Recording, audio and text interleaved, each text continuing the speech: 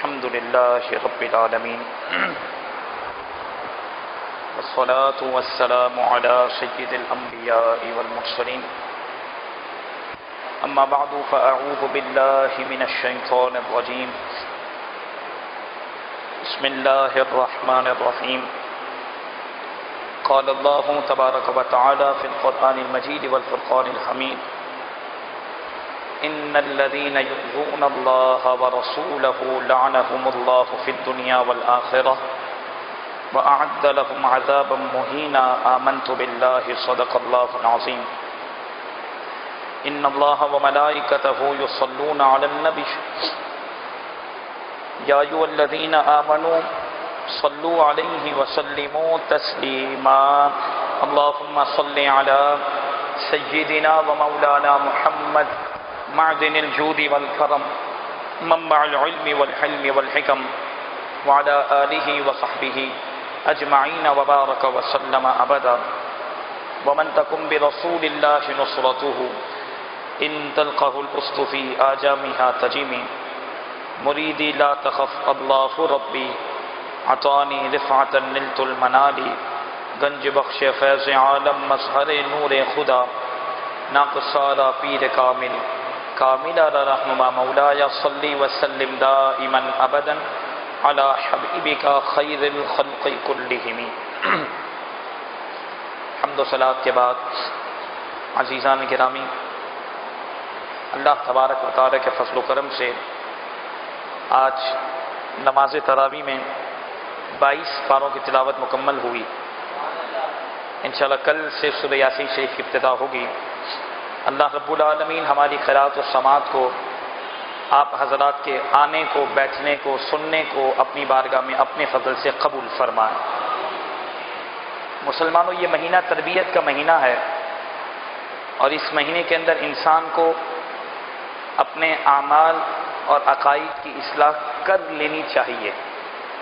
اس حوالے سے ہم آپ کے سامنے مختلف عنوانات کے تحت قرآن و حدیث کی روشنی میں بات کر رہے ہیں، کیونکہ گزشتہ درس جو ہم نے آپ کے سامنے دیا وہ بدر کے حوالے سے موجود تھا، اور جو صحابی رسول کا آخر میں نے قول پیش کیا تھا کہ صحابی رسول نے آخر میں یہ ارشاد فرمایا تھا کہ مسلمان اگر ایک بھی روئے زمین پر موجود ہے اور اس کی موجودگی کے اندر اللہ کے نبی علیہ الصلاۃ والسلام کی شان میں بے ادبی ہو جاتی ہے، اور اگر وہ اس پر کوئی ایکشن نہیں لیتا تو صحابی رسول کا فتویٰ ہے حضرت سعد بن ربیع کا کہ رب العالمین قیامت میں اس کو معاف نہیں کرے گا۔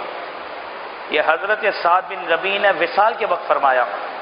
آپ بھی دنیا سے تشریف لے جا رہے تھے اور آخری سانسیں چل رہی تھی، اور اس وقت آپ نے امت مسلمہ کو یہ فتویٰ سنایا کہ میرا فتویٰ یہ ہے کہ اگر ایک بھی روئے زمین پہ مسلمان ہے، ہم تو کروڑوں ہیں، اگر ایک بھی ہے اور وہ اگر رسول اللہ صلی اللہ علیہ وسلم کی ناموس پر کچھ کرتا نہیں ہے اور قربانی نہیں دیتا تو رب العالمین قیامت میں اس کو معاف نہیں کرے گا۔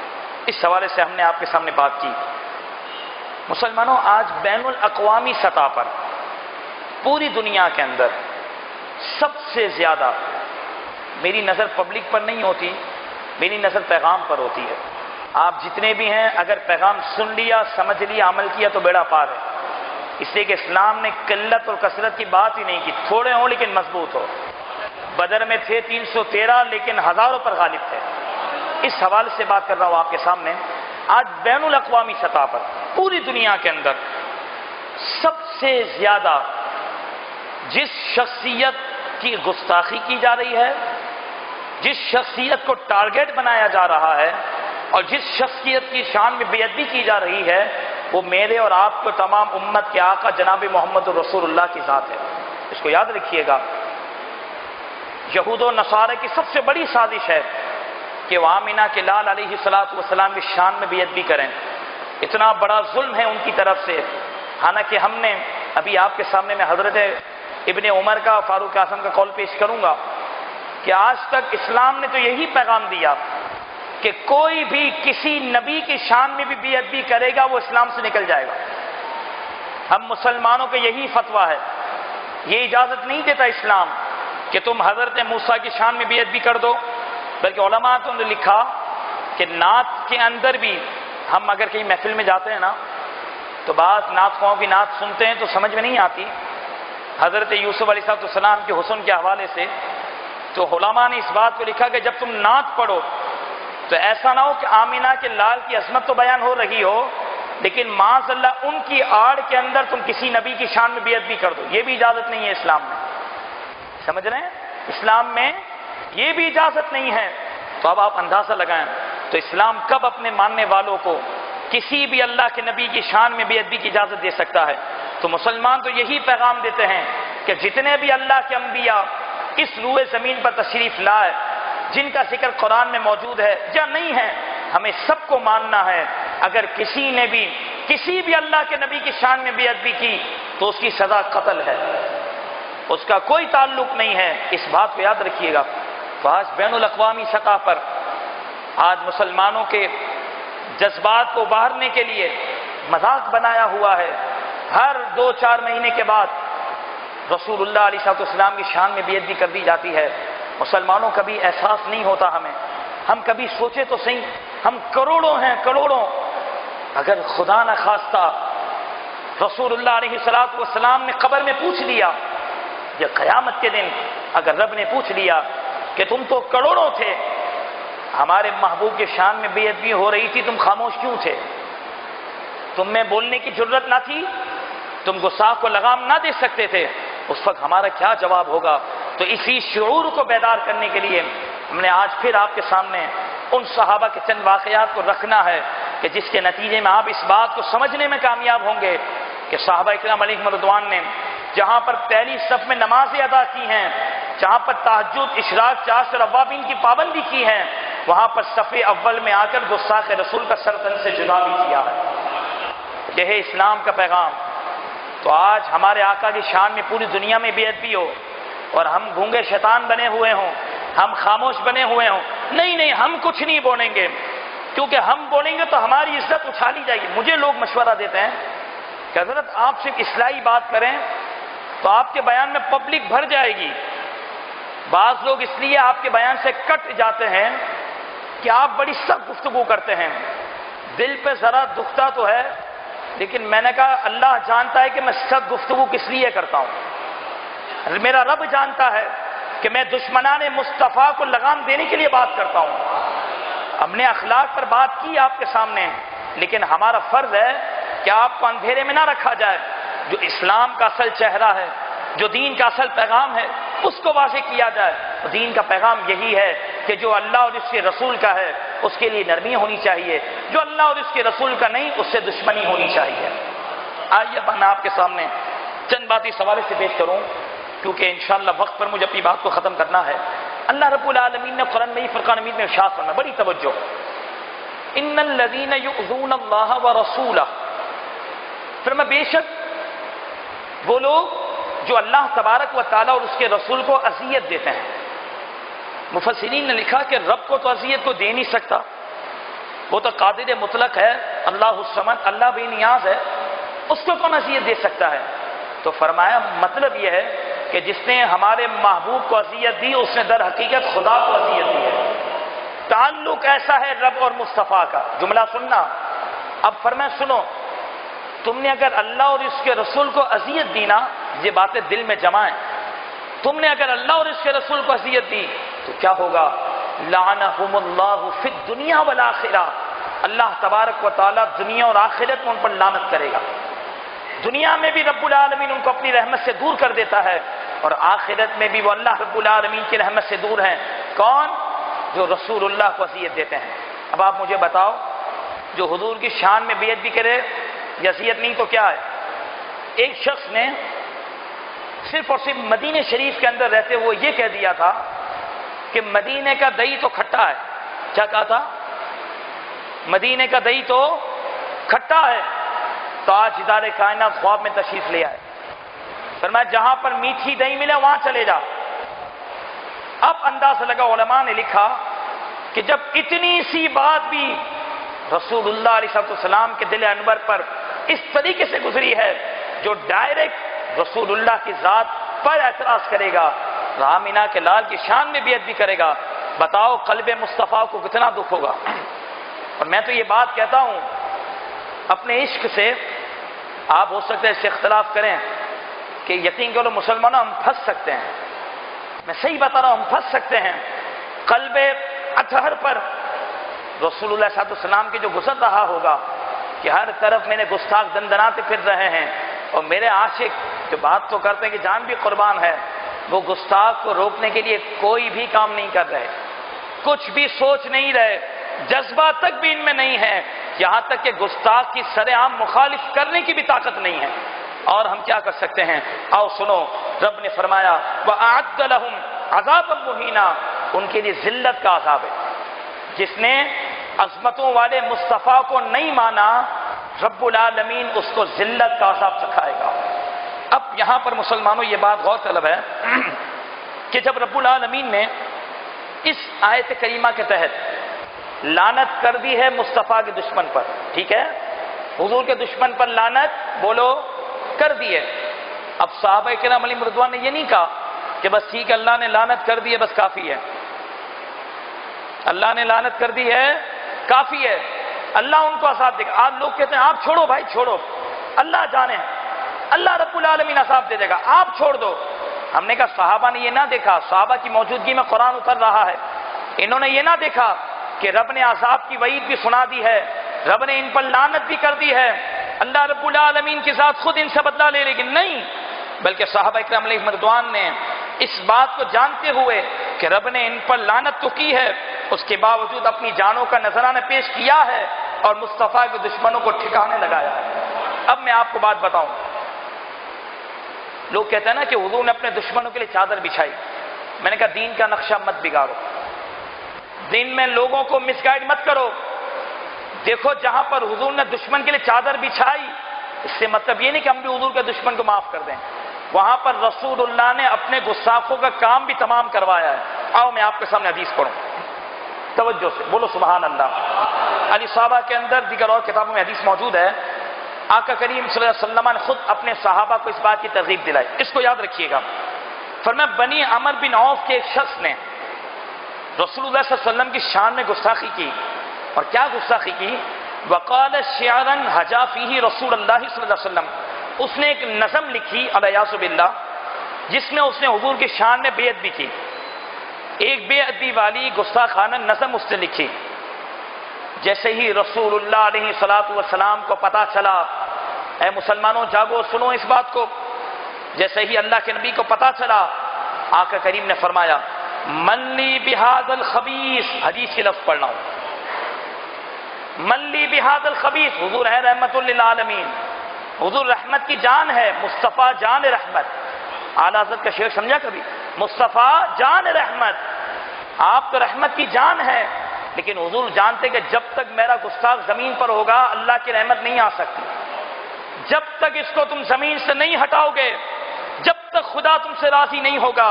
آقا کریم نے فرمایا من لی بہذا الخبیث، میری بہنیں میری مائیں سنیں، حضور نے فرمایا میرا کون سا عاشق ہے جو اس خبیث سے بدلہ لے گا؟ کیا فرمایا حضور نے؟ میرا کون عاشق ہے جو اس خبیث سے بدلہ لے گا؟ اس نے میری شان میں بے ادبی کی ہے۔ راوی بیان کرتے ہیں فخرج الیہ صحابی سالم بن عمیر رضی اللہ تعالی عنہ فقتلہ، حضرت سالم بن عمیر اٹھے اور اس گستاخ کو جا کر اس کا سر تن سے جدا کر دیا۔ بولو نا سبحان اللہ۔ یہ ہے مسلمانوں حضور کی تعلیم، یہ ہے صحابہ کا عمل۔ اور پھر آپ نے کل بدر کا واقعہ سنا ہے نا، بدر کیا پیغام دے رہا ہے؟ بدر یہی پیغام دے رہا ہے کہ تم قلت و کثرت میں مت جانا، ہم تو تھوڑے ہیں حضرت، ہم کیا کر سکتے ہیں؟ نہیں، نہ تھوڑے کچھ کر سکتے ہیں نہ زیادہ کچھ کر سکتے ہیں، اگر سب کچھ ہوتا ہے تو رب کی مدد سے ہوتا ہے۔ اب سنو اس بات کو، دیکھو جب جذبہ ہوتا ہے نا کسی کا، وہ کام کر جاتا ہے۔ ممتاز حسین قادری اکیلے تھے، جذبہ تھا کام کر دیا، اس غازی ملت نے نہیں دیکھا کہ پیچھے کیا ہوگا، انہوں نے کام کر دیا۔ اب یہاں پر سنو، فرمایا کہ جب بدر کے میدان میں تم نے واقعہ تو سنا ہوگا، حضرت عبد الرحمن بن عوف کہتے ہیں کہ انی لواقف یوم بدر فی الصف، توجہ سے سننا، فرمایا جنگ میں صف کے اندر میں کھڑا ہوا تھا، بدر کے میدان میں جب جنگ کی صفیں بنی نا، عبد الرحمن بن عوف جن کے متعلق علماء نے لکھا کہ حضرت عثمان غنی سے زیادہ پیسے والے تھے، بولو سبحان اللہ، اور رسول اللہ کی دعا کا صدقہ تھا۔ حضور نے فرمایا تھا نا لے آؤ مال، یہ بہت غریب تھے، اپنی بیوی کے پاس گئے، کہا کچھ ہے دینے کے لیے؟ کہا کچھ بھی نہیں، یہ 2 بالیاں یہ دے دو۔ جیسے عبد الرحمن بن عوف نے جا کر اپنی بیوی کے 2 بالیاں مصطفیٰ کو دی، دیکھو پہلے قربانی دینی پڑتی ہے پھر اجر ملتا ہے، حضور کی بارگاہ میں پیش کی، حضور کو پورا معاملہ پتا چلا، رسول اللہ نے دعا کی، رب نے ان کے مال میں اتنی برکت دی کہ آپ کے وصال کے بعد جب آپ کا ترکہ تقسیم ہوا تو کڑھاڑے سے سونے کو توڑا جاتا تھا، اتنا سونا موجود تھا، لیکن پہلے مصطفیٰ کے نام پر دیا، مصطفیٰ پر قربان کیا۔ اب سننا مسلمانوں، عبد الرحمن بن عوف کہتے ہیں، صحابی رسول کہتے ہیں کہ میں جنگ بدر کی صف میں کھڑا ہوا تھا، سنو، فنظرت عن یمینی و شمالی، میں نے اپنی دائیں طرف بھی دیکھا اور بائیں طرف بھی دیکھا تو میں حیران ہو گیا۔ عبد الرحمن بن عوف کہتے ہیں میں حیران ہو گیا، فَإِذَنْ أَنَا بَيْنَ غُلَامَيْنِ مِنَ الْأَنصَارِ، کہ میں تو 2 چھوٹے بچوں کے درمیان کھڑا ہوا ہوں۔ دیکھو جب جنگ کی صفیں بنتی ہے نا تو جنگ میں جو غازی ہوتا ہے نا، لڑنے والا ہوتا ہے، اس کو دائیں اور بائیں بھی سپورٹ ہوتا ہے۔ کیا سپورٹ ہوتا ہے؟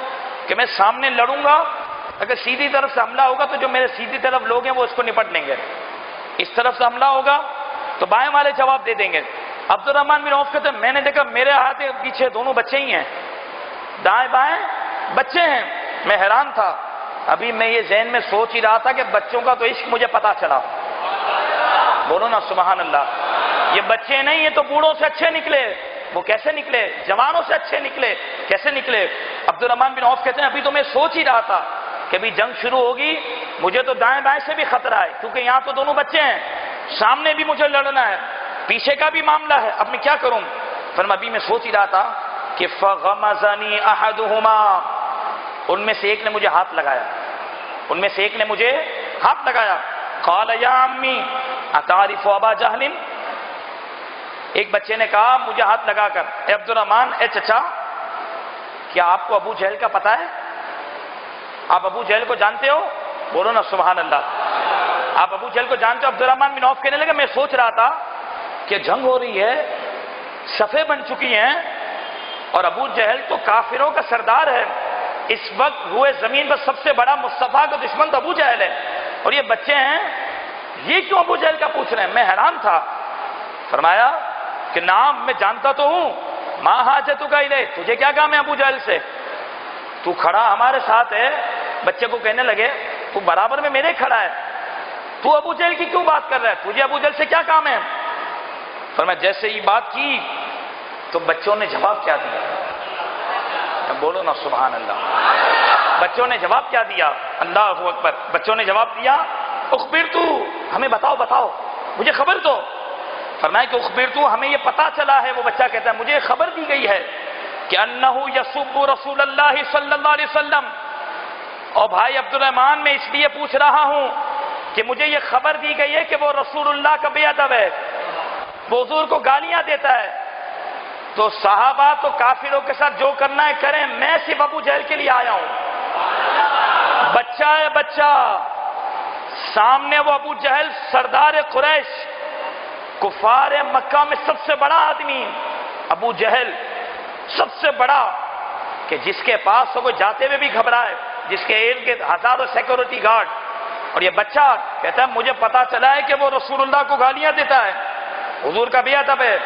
عبد الرحمن بن عوف کہتے ہیں ابھی میری بات پوری نہ ہوئی کہ وہ کہنے لگا میرے کو بچے کا جذبہ ہے، اللہ اس عظیم صحابی رسول کی برکت سے ہمیں جذبہ عطا فرمائے۔ عمر میں چھوٹے تھے لیکن جذبہ کیسا تھا؟ فرمایا مجھے کچھ نہیں پتا کہ وہ سردار ہے یا کون ہے فلانا ڈھماکا، ہمیں یہ پتا چلا ہے کہ اس نے رسول اللہ کو گالیاں دی ہیں، ہم اس کو نہیں چھوڑیں گے، بس ہمارا فیصلہ یہ ہے۔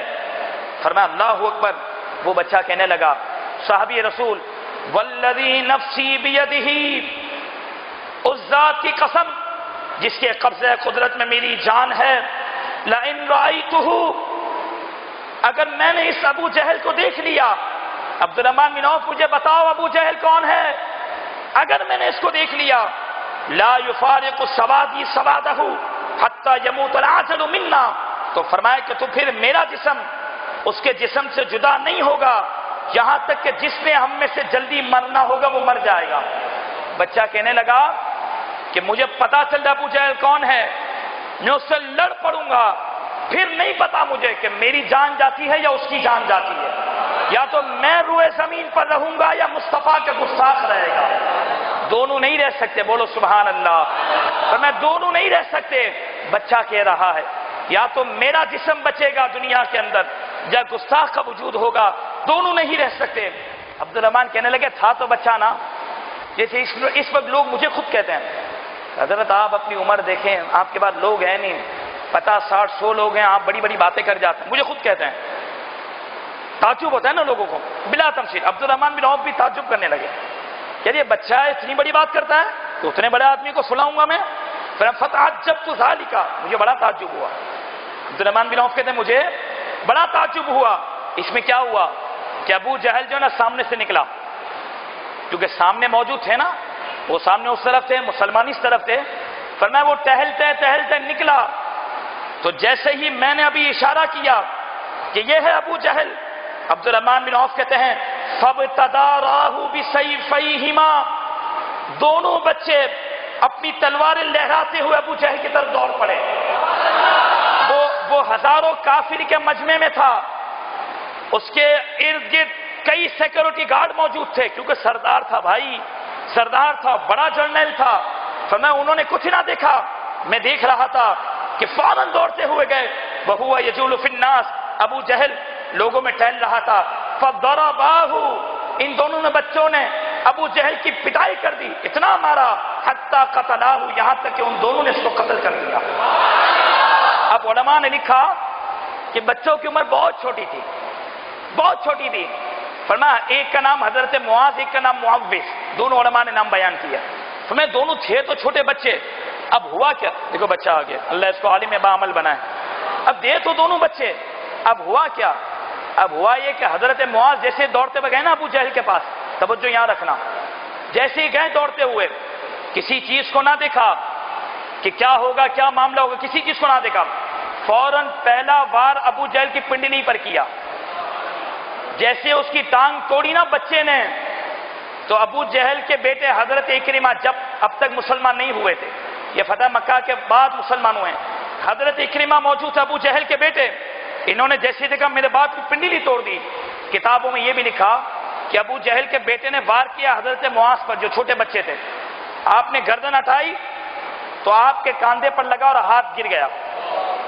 بچے ہیں بچے لیکن جذبہ، ہاتھ نیچے آیا تو آپ ایک ہاتھ سے لڑ رہے تھے، یہاں تک کہ لڑتے لڑتے جو ہاتھ پر تلوار لگی تھی نا ابو جہل کے بیٹے نے ماری تھی، وہ ہاتھ لٹک چکا تھا، پورا نہیں نکلا تھا، لٹک رہا تھا، تو لڑتے لڑتے یہ ہاتھ بیچ میں تنگ کر رہا تھا لڑائی میں، تو بچے تھے، انہوں نے کیا کیا، پاؤں کے نیچے ہاتھ رکھ کر ہاتھ کو نکال دیا، ہاتھ کو نکال دیا، ایک ہاتھ سے لڑتے رہے، ابو جہل کا کام تمام کیا، دونوں بچے دوڑتے ہوئے مصطفیٰ کی بارگاہ میں حاضر ہوئے، عرض کی یا رسول اللہ، روئے زمین پر جو سب سے بڑا آپ کا دشمن تھا اس کا کام ہم نے تمام کر دیا، اور یا رسول اللہ یہ میرا ہاتھ ہے جو نکلا ہوا ہے، یہ ابو جہل کے بیٹے نے تلوار ماری اس لیے ہاتھ لٹک پڑا، مجھے تنگ کر رہا تھا لڑنے میں، اس گستاخ کو مارنے میں بیچ میں آ رہا تھا، میں نے اس کو توڑ دیا ہے۔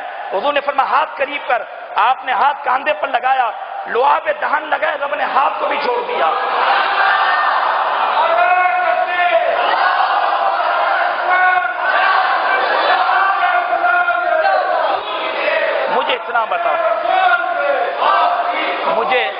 مجھے اتنا بتاؤ یہ کوئی معاملہ ڈرامہ نہیں چل رہا، ہاتھ توڑ دینا، بچے ہیں یار، انصاری بچے ہیں، اور حضرت معاذ حضرت عثمان غنی کے دور تک پھر زندہ رہے تھے، یہ دونوں بھائی تھے۔ آپ دیکھیں جذبہ دیکھو یار، ہاتھ نکال دیا اپنا، ہم کیا کریں گے یار، ایک ناخن ٹوٹ جائے تو دین کا کام چھوڑ دیتے ہیں، چھوٹا سا گھر کا کام آ جائے تو دین کا کام چھوڑ دیتے ہیں، درس میں بیٹھتے نہیں، چلے جاتے ہیں، کام ہوتا ہے تو ٹھیک ہے، مجبوری ہے، کوئی مسئلہ، لیکن میں بات کر رہا ہوں، واللہ اعتراض نہیں کر رہا، لیکن ہماری سوچ دیکھیں، تھوڑی تھکاوٹ ہے آگے پیچھے ہو جاتے ہیں، لیکن وہ صحابی رسول نے پاؤں کے نیچے ہاتھ رکھ کر ہاتھ ہی باہر کر دیا، سوچو تو صحیح یار، ایسا تو ہو ہی نہیں سکتا، ہم کیا کر سکتے ہیں، لیکن کم سے کم کچھ تو کر سکتے ہیں قربانی۔ لیکن دیکھو اس سے یہ بھی پتا چلا کہ انہوں نے مصطفیٰ کی محبت میں ہاتھ دے تو دیا، مصطفیٰ نے دوبارہ ہاتھ عطا بھی کر دیا۔ انہوں نے تو ہاتھ توڑوا دیا تھا، لیکن پتا چلا کہ جو نبی کے نام پر دیتا ہے اس کو اس سے بڑھ کر عطا کیا جاتا ہے۔ صحابی کی آنکھ نہیں نکل گئی تھی حضور کی بارگاہ میں؟ یار آنکھ میں تیر لگا، آنکھ ہتھیلی پر ہے، آنکھ ہتھیلی پر ہے، تنکا چلے جا تو جان نکلتی ہے، آنکھ ہتھیلی پر حضور کے بارگاہ میں یا رسول اللہ یہ آنکھ نکل گئی ہے۔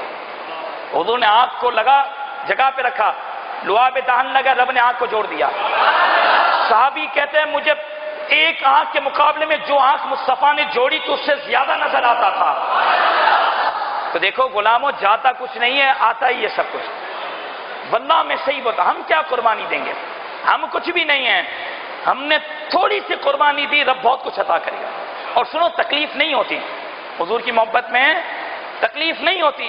بندے کے دل میں جذبہ ہونا مصطفیٰ پہ قربان ہونے کا، تو رب العالمین پہ اس کی غیب سے مدد کرتا ہے۔ اب مسلمانوں اس حوالے سے واقعات تو 2-4 تھے، لیکن میرے پاس وقت کم ہے تو میں آپ کی توجہ دوسری طرف دلاتا ہوں۔ فرمایا کہ اگر انسان کے دل میں جذبہ ہوتا ہے، رسول اللہ صلی اللہ علیہ وسلم کی محبت میں اگر انسان قربان ہونا چاہتے ہیں تو رب اس کی مدد کرتا ہے۔ صحابہ کے کئی واقعات ہیں۔ حضرت محمد بن مسلمہ کا واقعہ آپ نے سنا ہی ہے نا، کہ انہوں نے واصل جہنم کیا تھا گستاخ کو رسول اللہ صلی اللہ علیہ وسلم کے کہنے پر۔ اب یہاں پر سننا، حضرت عمیر رضی اللہ تعالیٰ حضور کے صحابی، بولو سبحان اللہ۔ حضرت عمیر آپ حضور کے صحابی ہیں، نابینا ہیں، نابینا ہو گئے تھے، تو نابینا ہونے کی وجہ سے بدر میں نہ جا سکے، جنگ بدر میں بولو نہ جا سکے۔ آپ کو پتا چلا کہ ایک عورت ہے جو رسول اللہ صلی اللہ علیہ وسلم کی شان میں بے ادبی کرتی ہے۔ حضرت عمر نے قسم اٹھائی، اللہم ان لکا علی نذرا، اے اللہ میں تیرے لیے یہ منت مانتا ہوں کہ اگر تیرے محبوب جنگ بدر سے واپسی تشریف لے آئے نا مدینہ شریف میں، تو میں اس عورت کا کام تمام کر دوں گا۔ اب منت مان لی، کیوں؟ کہ نابینا ہونے کی وجہ سے جنگ میں نہ جا سکے تو بے چین تھے کہ میں جنگ میں نہ جا سکا، میں کیا کروں، میں حضور پر کچھ نہ کچھ قربان کروں۔ آپ کو پتا چلا عورت نے گستاخی کی ہے۔ اب کیا ہوا؟ بڑا پیارا واقعہ ہے۔ ہوا یہ کہ آقا کریم صلی اللہ علیہ وسلم بدر سے واپس تشریف لائے۔ حضور جیسے ہی بدر سے واپسی آئے، حضرت عمیر کو پتا چل گیا کہ رسول اللہ صلی اللہ علیہ وسلم تشریف لا چکے ہیں۔ آپ کو پتا ہے کہ نبی نہ ہو اس کو کتنی تکلیف ہوتی ہے۔ رات کا وقت تھا، آپ نابینا تھے، لیکن جذبہ بڑا تھا۔ بتا دیا کہ آنکھ والا وہ کام نہیں کر سکا جو بن آنکھ والا کر سکتا ہے۔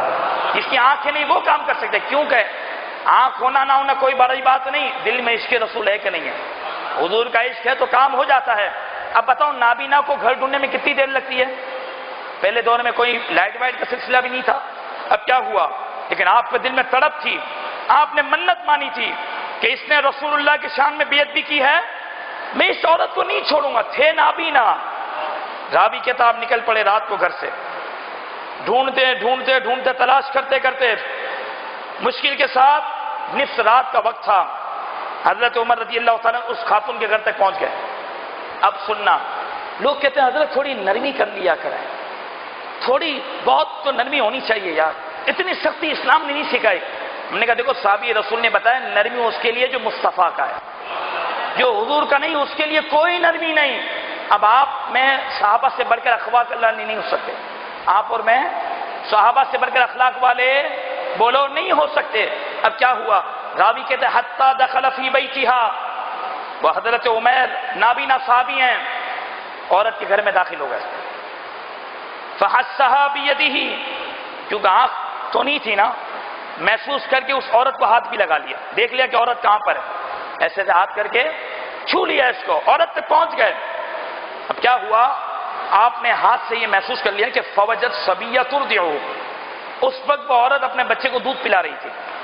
راوی کے تو عورت اپنے بچے کو بولو دودھ پلا رہی تھی۔ صحابی نے یہ نہیں سوچا بچہ ہے، چھوٹے بچوں کی ماں ہے، ہمیں تو رحم آتا ہے نا، ارے چھوڑو چھوڑو۔ صحابی نے یہ سوچا چھوٹے بچوں کی ماں ہے، اگر اس کو مار دوں گا تو کیا ہوگا، بچوں کا کیا ہوگا، یہ نہیں۔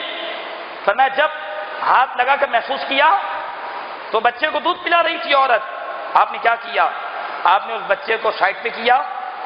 صحابی کا عشق دیکھو، اب جس کے دل میں حضور کی محبت ہوگی اس واقعے کے بعد سمجھ جائے گا، سیکھ جائے گا، اس لیے کہ صحابہ سے بڑھ کر کسی کا مقام نہیں۔ آپ نے کیا کیا؟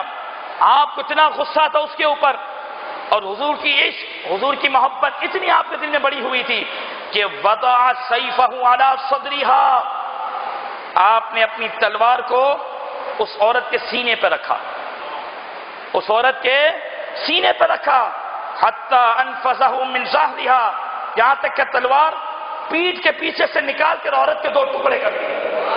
بولو سبحان اللہ۔ اب سنو حضور صلی اللہ علیہ وسلم کے ساتھ ہوا کیا، حضور نے کیا کیا، عورت کے 2 ٹکڑے کر دیے، 2 ٹکڑے عورت کے کر دیے۔ پھر فجر کے وقت آپ مسجد نبوی آ گئے، بولو نا سبحان اللہ، آپ مسجد نبوی آ گئے۔ اب دیکھو رسول اللہ کی آنکھ تو وہ دیکھتی جو کسی کی آنکھ نہیں دیکھ سکتی، رب نے حضور کو سب بتا دیا ہے، تھے نابینا، عشق بڑا تھا، حضور کی محبت میں کام کر کے آ رہے ہیں۔ تو میں چلتے چلتے مسجد نبوی میں پہنچے، جیسے ہی رسول اللہ صلی اللہ علیہ وسلم نے لما انصرف النبی صلی اللہ علیہ وسلم نظر الی عمیر، حضور نے سلام پھیرتے ہی جیسے ہی گھمایا پیچھے تو حضرت عمیر کو دیکھا۔ اب دیکھو اللہ کے نبی کو رب نے بتا دیا تھا، جیسے ہی حضرت عمیر کو دیکھا حضور نے فرمایا اقتلت بنت مروان، اے عمیر تو نے اسماء بنت مروان کو قتل کر دیا؟ انہوں نے بتایا نہیں تھا، حضور نے پہلے پوچھ لیا تو قتل کر کے آ چکا ہے؟ نام بھی ابھی یا رسول اللہ صلی اللہ علیہ وسلم، عرض کرنے گا جی حضور آپ پر میرے والد قربان ہو، میں نے آپ کی جو عورت جو گستاخ تھی، جو آپ کی شان میں بے ادبی کرتی تھی، اس کو قتل کر دیا۔ لیکن حضرت عمر کہنے لگے خشیہ عمیر، مجھے یہ ڈر تھا، میرے دل میں خوف تھا کہ کوئی مجھ سے صحابی یہ نہ کہہ دے کہ تعالی رسول اللہ صلی اللہ علیہ وسلم نے قتل دیا، تو نے رسول اللہ کے ہوتے ہوئے فتویٰ دے دیا اور قتل بھی کر دیا اس کو۔ تو حضور سے پوچھ تو لیتا کہ قتل کرنا ہے کہ نہیں کرنا، عورت کو مارنا ہے کہ نہیں مارنا۔ آپ سمجھ رہے ہو؟ دیکھو حضور نے ادب سب کا سکھایا کہ عورتوں پر تلوار مت اٹھاؤ، بوڑھوں پر تلوار مت اٹھاؤ، پتے کو مت توڑو، یہاں تک فرمایا کہ جانور کے منہ پہ تھپڑ مت مارو۔ حضور نے یہ بھی فرمایا، جانور کے منہ پہ مارنے کو بھی منع کیا، لیکن یہ رحم دلی اس کے لیے ہے جو اللہ اور اس کے رسول کا ہے، اور جو خود مصطفیٰ کا دشمن ہے اس کے لیے کوئی رحم نہیں۔ فرمایا حضرت عمر ڈرنے لگے کہ کوئی صحابی مجھے یہ نہ کہہ دے کہ حضور کی موجودگی میں تو نے فتویٰ دے دیا، تجھے پوچھنا تو چاہیے کم سے کم کہ یا رسول اللہ میں یہ کام کروں کہ نہ کروں۔ اللہ اکبر۔ تو اب کیا ہوا، انہوں نے سرکار دو عالم صلی اللہ علیہ وسلم سے پوچھ لیا حل علی فی ذلک شیء، یا رسول اللہ میں نے جو اس عورت کو قتل کیا تو کیا کوئی مجھ پر کوئی بوجھ ہے، کیا مجھے کوئی اس کا بدلہ دینا پڑے گا، میں نے کوئی مسئلہ تو نہیں کیا، کوئی مسئلہ تو نہیں۔ آقا کریم نے فرمایا لا ينتطح فیہا عنزان، اس کا مفہوم یہ ہے کہ 2 بھیڑیں نہیں لڑیں، یہ وہاں بولا جاتا جہاں کوئی حرج نہیں ہوتا۔ حضور نے فرمایا کوئی تجھ پر حرج نہیں۔ اب کیا ہوا، جب یہ بات ہو گئی، اب دیکھو آقا کریم نے ان کو نواز دیا، تھے نا حضور کے عاشق، حضور جانتے تھے کہ نابینا ہیں، ان کے دل میں خیال آ رہا ہے کہ مجھ سے کوئی غلط کام تو نہیں ہوا۔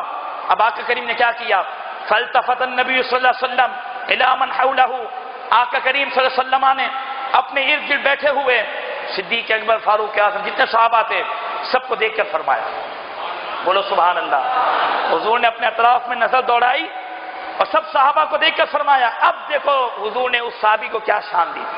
آقا کریم نے فرمایا اذا احببتم، اے میرے صحابہ جس بندے کو یہ شوق ہے، جس بندے کو یہ پسند ہے کہ ان تنظروا الی رجل نصر اللہ ورسولہ بالغیب، کہ اس مبارک شخص کی زیارت کرے جس نے غائبانہ اللہ اور اس کے رسول کی مدد کی ہے۔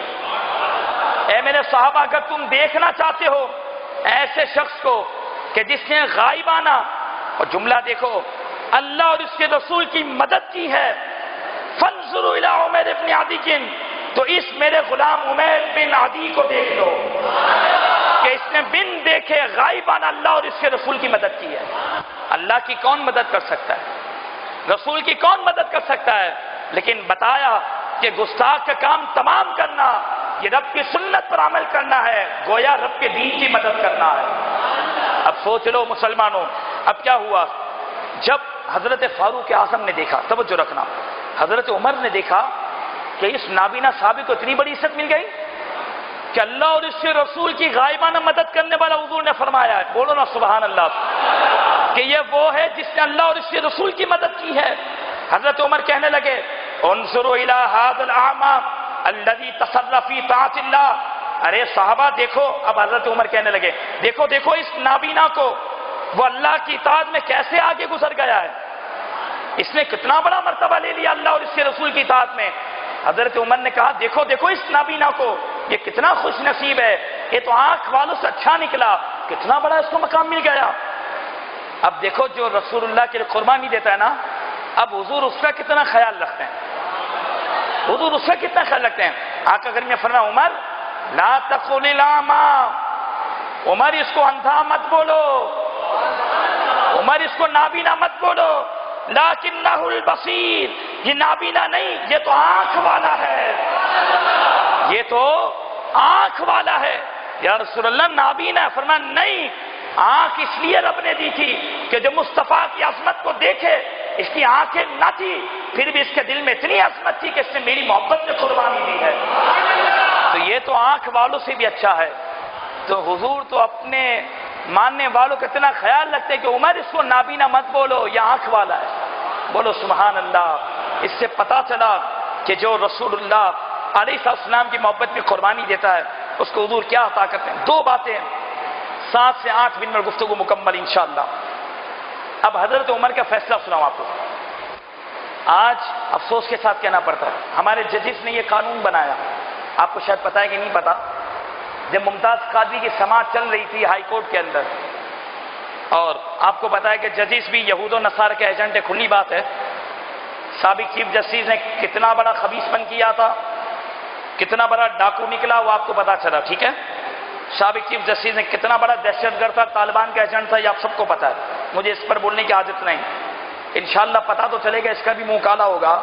اب سنو یہاں پر اس بات کو، تو ہائی کورٹ کے اندر یہ جب فیصلہ ہوا کہ ممتاز حسین قادری دہشت گرد نہیں ہے، یہ شک ہٹا دی، کیا بولو بولو نا یار، دہشت گرد نہیں، لیکن قتل کی سزا باقی رکھی۔ میں ان ظالم ججوں کو کہتا ہوں، ظالم ججز کو کہتا ہوں، ظالم بولنا ہو جان بوجھ کر، ظالم ججز کو میں کہتا ہوں کہ اگر وہ دہشت گرد نہیں تھا تو پھر قتل کی سزا کیوں؟ عقل میں بات آتی ہے؟ دہشت گرد نہیں تھا تو قتل کی سزا کیوں؟ کیوں؟ آپ کے نزدیک دہشت گردی تھی نا قتل کرنا سلمان تاثیر کو، تبھی تو ممتاز قاضی جیل میں نا۔ آپ نے کہہ دیا دہشت گرد نہیں ہے تو پھر اچھا آدمی ہے، کام اچھا کیا نا، بولو، پھر اس کو کیوں اندر رکھا؟ اور اب جج نے یہ فیصلہ دیا ہے جو قرآن و حدیث کے خلاف، پتہ نہیں ہم سو رہے ہیں، اور جو لوگ اس وقت عوام کے ٹھیکیدار بنے ہوئے ہیں، چاہے سیاسی جماعت کے ہوں یا دینی جماعت کے ہوں، اپنے ہوں یا غیر ہوں، بد مذہب ہوں یا اپنے ہوں، سب کو قیامت میں اللہ اور اس کے رسول کے بارے میں جواب دینا ہوگا۔ جج نے یہ فیصلہ لکھ کر دے دیا کہ اب اگر کوئی بھی گستاخی کرے گا تو پہلے اس سے نیت پوچھی جائے گی کہ نیت تھی کہ نہیں تھی، پھر حکومت یا قانون حرکت میں آ کر اس کے خلاف ایکشن لے گا۔ میں کہتا ہوں رب کعبہ کی قسم، 1400 سال کے اندر ایک محدث نے، ایک مفسر نے، ایک امام نے یہ نہیں کہا کہ جو گستاخی کر دے اس سے نیت پوچھو، فرمایا نہیں، گستاخی کرے گا چاہے نیت ہو یا نہ ہو اس کا سر تن سے جلا ہوگا۔ مجھے بتاؤ فاروق اعظم رضی اللہ تعالیٰ عنہ کے پاس جب منافق اور یہودی آئے تھے، میں واقعہ نہیں سنا رہا، تو منافق نے کیا غلطی کی تھی صرف اتنا مجھے بتاؤ؟ حضور کے فیصلے کو نہیں مانا تھا نا، بولو، اور کیا کیا تھا؟ بظاہر تو چھوٹی بات ہے نا کہ حضور کی بات نہیں مانی بظاہر، لیکن فاروق اعظم نے کچھ نہ سنی، اس کا سر تن سے جدا کر دیا۔ بولو سبحان اللہ۔ حضرت مسلمہ نے بھی یہی فرمایا تھا کہ جب مروان کے پاس بیٹھ کر ایک شخص نے کہا تھا کہ جو حضور کے گستاخ کو جو مارا تھا حضرت محمد بن مسلمہ نے، تو انہوں نے کہا تھا یہ قتل دھوکے سے ہوا ہے، یعنی صرف گستاخ کی سپورٹ کی تھی، تو صحابی نے کہا تھا میں تیرا سر بھی تن سے جدا کروں گا۔ تو نیت نہیں پوچھی جائے گی۔ یہ شیخ الاسلام نہیں تھا، یہ ظالم اور بے غیرت گمراہ آدمی نے اس امت کے اندر فتنہ ڈالا اور اس ممتاز قاضی کے خلاف تقریر کر کے اس بات کو کہا کہ نیت ہونا ضروری ہے، حالانکہ اس کی کتاب ہمارے پاس موجود ہے ناموس رسالت، اس میں خود اس نے لکھا تھا پہلے جب صحیح تھا یہ کہ کوئی نیت ہو کہ نہ ہو، جس نے رسول اللہ کی شان میں بے ادبی کی اس کا سر تن سے جدا ہوگا۔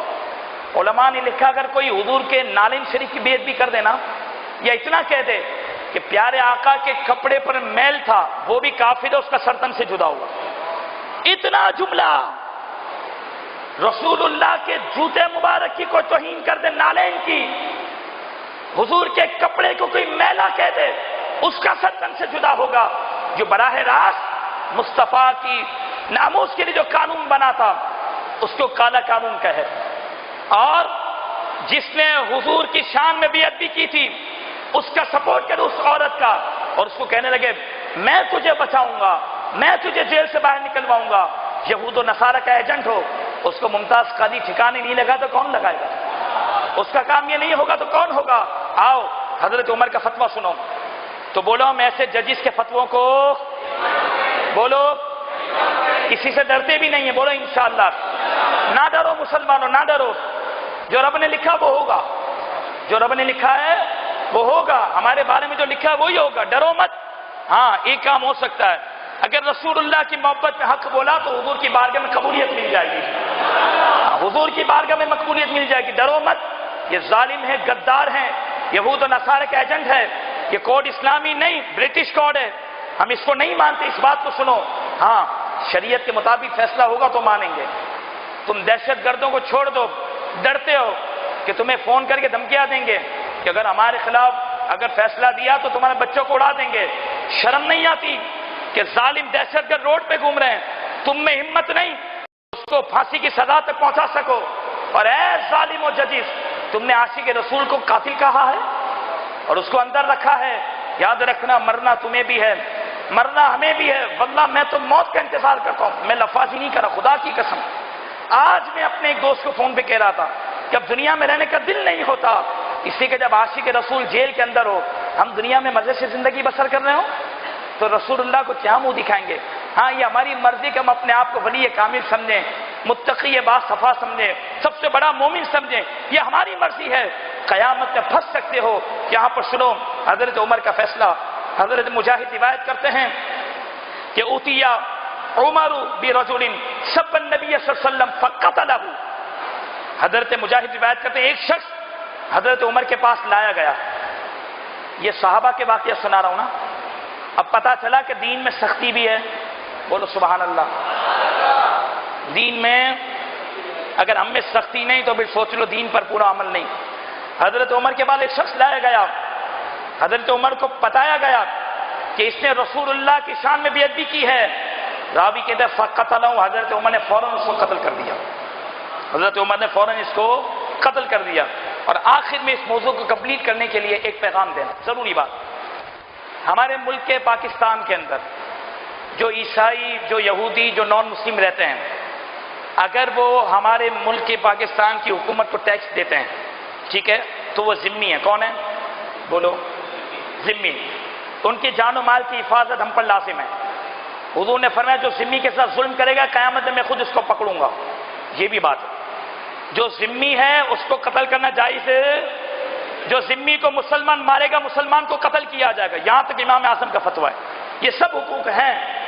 لیکن اگر ذمہ نے اللہ اور اس کے رسول کی شان کی بے ادبی کر دی، جیسے ہمارے ملک میں قرآن کو جلا دیتے ہیں، ہے سنا آپ نے قرآن کو جلا دیا بستیوں کے اندر عیسائیوں نے، اگر انہوں نے اللہ اور اس کے رسول کی شان میں بے ادبی کی، قرآن کی بے ادبی کی یا اپنے مذہب کو پھیلانے کی کوشش کی، ان کا ذمہ ٹوٹ جائے گا، اب ان کے ساتھ بھی وہی ہوگا تو دشمن کے ساتھ ہوگا۔ یہ سب علماء کا فتویٰ ہے، سمجھ میں آ گئی بات؟ میں نے پہلے بتا دیا ذمہ کا حق کب ہے؟ جب وہ اپنی لمٹ میں رہے، اپنے کام سے کام رکھے۔ اگر اس نے اللہ اور اس کے رسول کی شان میں بے ادبی کی، اسلام کا مذاق اڑایا، قرآن کو جلایا، بے ادبی کی، تو اس کا ذمہ کیا ہو گیا؟ بولو ٹوٹ گیا، یہ شرعی مسئلہ ہے۔ اب سنو یہاں پر حضرت عمر رضی اللہ تعالیٰ عنہ، آخری بات و گفتگو مکمل، حضرت عمر رضی اللہ تعالیٰ عنہ کے متعلق اس بات کو آیا، بلکہ ابن عمر نے فرمایا کہ اِنَّا لَمْ نُؤْتِهِمُ الذِّمَّةَ عَلَىٰ أَن يَسُبُّوا نَبِيِّنَا، سنو ہم نے ان لوگوں کو اس لیے ذمیوں کو پناہ نہیں دی کہ وہ ہمارے نبی کو گالی دیں، ابن عمر نے فرمایا ہم یہ برداشت نہیں کریں گے۔ اور سنو حضرت عمر رضی اللہ تعالیٰ جب شام گئے، فاروق اعظم بولو جب شام گئے تو ایک نپتی آدمی نے حضرت عمر کے ساتھ مل کر معاہدہ کیا، وہی جو ذمی معاہدہ کرتے ہیں کہ اب قبضہ تو تمہارا ہے، ملک تمہارا ہے، ہم نے رہنا ہے، ہمارے کچھ حقوق ہیں، ہمارے حقوق کی حفاظت ہونی چاہیے، اب تو آپ کا یہ قبضہ ہو چکا ہے، ملک کے سامنے آپ کی حکومت ہے۔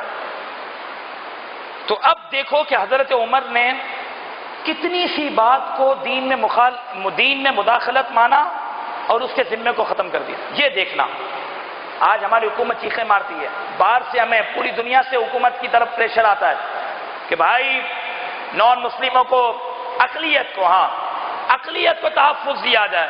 ہم نے کہا اقلیت کو بولے پہلے انسان کے بچے بن کے رہیں، اگر جانور کے بچے بنیں گے تو ان کا سر تن سے جدا ہوگا، بولے انشاءاللہ۔ ہاں انسان کے بچے بن کے رہیں گے تو ہمارے ملک میں رہیں، ورنہ ان کے باپ کا ملک نہیں، ہمارے باپ کا ملک ہے۔ پاکستان ہمارے باپ کا ملک ہے، تمہارے باپ کا نہیں۔ ہاں یہ سخت لفظ اس لیے بول رہا ہوں کہ وہ ذمے توڑ دیتے ہیں اور پھر ہمارے دل میں نرمی ہوتی ہے۔ ہمارے وزیر اعظم بیان دیتے ہیں احمدی بھائیوں کے ساتھ بڑا ظلم ہوا۔ میں نے کہا تجھے نظر نہیں آیا جب انہوں نے مسلمانوں کو سر عام روڈ پہ جلا دیا، قرآن کو جلا دیا، تجھے نظر نہیں آیا؟ تو برطانیہ کا کتا ہے، ہم مدینے والے مصطفیٰ کے غلام ہیں۔ ہاں فیصلے کی بات ہے، تو اپنے یہود اور نصارہ کو خوش کر، تو امریکہ کی دلالی کر، ہم مصطفیٰ کے ناموس کو پہرا دے کر انشاءاللہ جان قربان کریں گے۔ ہاں اس بات کو سنو۔ اب یہاں پر سننا، حضرت عمر رضی اللہ تعالیٰ کے سامنے بات ہوئی تو حضرت عمر رضی اللہ تعالیٰ کھڑے ہو گئے معاہدہ کرنے کے لیے، ٹھیک ہے؟ آپ نے خطبہ پڑھا، الحمدللہ احمدہ واستعینہ، تمام تعریف اللہ کے لیے، میں اس کی حمد کرتا ہوں، میں اس کی مدد چاہتا ہوں۔ فاروق اعظم یہ خطبہ پڑھ رہے ہیں تاکہ معاہدہ ہو جائے، بات سب کو پتہ چل جائے کہ مسلمانوں اب تمہیں ذمیوں کو نہیں چھیڑنا، اس کی جان و مال کی تمہیں حفاظت کرنی ہے۔ اب سننا توجہ سے، من یہد اللہ فلا مضل لہ، جس کو اللہ ہدایت دے اس کو کوئی گمراہ نہیں کر سکتا، ومن یضلل فلا ہادی لہ، جس کو اللہ گمراہ کر دے اس کو کوئی ہدایت نہیں دے سکتا۔ حضرت عمر نے بھی یہ بات پڑھی نا تو جو معاہدے کے لیے کھڑا تھا نا اسے یہ جملہ کہا، ان اللہ لا یضل آدم، اللہ کسی کو گمراہ نہیں کرتا، اللہ کسی کو گمراہ، حالانکہ قرآن میں موجود ہے کہ من یضلل اللہ بہ کثیرا ویہدی بہ کثیرا، اس قرآن کے ذریعے لوگ گمراہ بھی ہوتے ہیں، قرآن کے ذریعے ہدایت بھی پاتے ہیں۔ یہاں پر فاروق اعظم کا مقصد یہ تھا جو قرآن اور حدیث نے واضح کیا تھا کہ ہر چیز کا خالق کون ہے؟ اللہ۔ تو یہ علم کلام کا مسئلہ، اس میں تفصیل میں نہیں جا رہا۔ گمراہ آدمی کو سزا اس لیے ملتی ہے کہ وہ گمراہیت کا کسب خود کرتا ہے، لیکن گمراہیت کی پیدائش خلقت وہ اللہ کرتا ہے۔ ہر چیز کا خالق کون ہے؟ اللہ۔ ہر چیز کا خالق کون ہے؟ اللہ۔ اس اعتبار سے فرمایا تھا کہ رب نے گمراہیت کو بھی پیدا کیا ہے اور ہدایت کو بھی پیدا کیا، تمہاری مرضی تم جس کو لو، یہ مقصد تھا، ٹھیک ہے؟ جو علم کلام کا مسئلہ ہے۔ اب حضرت عمر نے بات کی، اس نے آرام سے یہ بات کر دی۔ فاروق اعظم صلی اللہ علیہ وسلم، ما تقولو، کیا کہہ رہا تھا تو نے کیا کہا؟ قال لا شیء، اس نے کہا نہیں میں نے کچھ نہیں کہا، خاموش، میں کچھ نہیں کہہ رہا، کیونکہ مقررہ کا کام ہے کہ انداز میں بیان کرے نا، میں کچھ نہیں کہہ رہا، مجھے نہیں پتا۔ پھر کیا ہوا؟ حضرت عمر نے فرمایا نہیں کچھ تو نے کہا ہے، مجھے بتاؤ لوگوں یہ کیا کہہ رہا تھا، بتاؤ۔ جب لوگوں سے پوچھا تو لوگ کہنے لگے قالوا یزعم انہ لا یضل احدا، حضور یہ کہنے لگا کہ اللہ کسی کو گمراہ نہیں کرتا، یہ تم غلط بات کر رہے ہو، حالانکہ دین اسلام نے اس بات کو بیان کیا ہے، اسلام نے پیغام دیا، قرآن نے اس بات کو واضح کیا۔ دیکھو صرف اتنی سی بات ہے، بظاہر کیا بات ہے؟ بظاہر ایک چھوٹی سی بات کا وہ انکار کر رہا ہے، بظاہر کہ اللہ گمراہ نہیں کرتا کسی کو، اتنی سی بات صرف اس نے کی۔ اب فاروق اعظم نے اس کی بات کو سن کے عہد نامہ پڑھنا بند کر دیا۔ اے ظالم حکمرانوں غور کرو، عہد نامہ پڑھنا بند کر دیا اتنی سی بات پر۔ آپ فرمانے لگے انا لم نؤتک الذی اعطیناک لتدخل علینا فی دیننا، یہ ہمارا دین ہے، ہم تجھے ذمہ اس لیے نہیں دے رہے تھے کہ تو ہمارے دین میں مخالفت کر، ہمارے دین میں مداخلت کر، اور ہمارے دین میں تو کچھ نہ کچھ بات کرنے کی کوشش کر، تجھے اجازت نہیں کہ تو ہمارے دین میں دخل اندازی کر۔ اب آپ نے فرمایا، پہلے معاہدہ کر رہے تھے، فوراً جلال آ گیا، فرمایا والذی نفسی بیدی لئن عدت لأضربن الذی فیہ عیناک، مجھے اس ذات کی قسم جس کے قبضہ قدرت میں میری جان ہے۔ فاروق اعظم کہنے لگے سن اللہ کی قسم، اگر تو نے دوبارہ یہ جملہ بولا نا تو میں تیرا سر تن سے جدا کر دوں گا۔ اتنی سی بات پر فرمایا کہ جس میں تیری دونوں آنکھیں ہیں نا، مطلب سر میں، انسان کی آنکھیں کس میں ہوتی ہیں؟ سر میں پورا، فرمایا یہ تیرا سر تن سے جدا کر دو. اب اگر میں نے تیرے منہ سے سنا، انسان کا بچہ بن جا، خاموش ہو جا، تیرا میرا کوئی معاہدہ نہیں.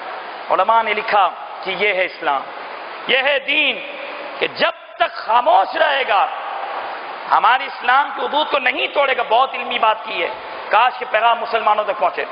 جب تک خاموش رہے گا اور دین میں ٹانگ نہیں اڑائے گا، اپنے کام سے کام رکھے گا، تو وہ ذمہ ہے، اقلیت کے تحفظ ہے، ان کے حقوق ہیں، اسلام نے سکھایا ہے. ان کو مارنا جائز نہیں، ان کو نقصان پہنچانا جائز نہیں. لیکن جہاں انہوں نے ہمارے نبی، ہمارے رب، ہماری کتاب یا ہمارے دین پر اگر انہوں نے حملہ کیا تو ان کا سر تن سے جدا ہوگا. اللہ ہمیں دین سمجھنے کی توفیق عطا فرمائے. میری مائیں بہنیں بھی سنیں، یہ ہے حقیقت. صحابیہ کا یہی عمل تھا. صرف میٹھی میٹھی باتیں مت سنا کرو. ایمان جب مکمل ہوگا، جب محبت بھی اللہ کے لیے ہوگی، دشمنی بھی اللہ کے لیے ہوگی. اللہ رب العالمین کی بارگاہ میں دعا ہے، اللہ رب العالمین ہمارے درس کو اپنی بارگاہ میں قبول فرمائے. ہمیں مصطفیٰ کے ناموس پر اپنا سب کچھ قربان کرنے کا سچا جذبہ عطا فرمائے. جو اسلام کا پیغام ہے، اللہ میں اس کو سمجھنے کی توفیق عطا کرے. اللہ ہمیں اپنی مرضی کے مطابق نہیں، جیسے صحابہ ایمان لائے ہیں ویسا ایمان لانے کی توفیق عطا فرمائے. تمام غلطیوں سے اللہ تعالیٰ اپنی رحمت سے درگزر فرمائے. وما علیہ الا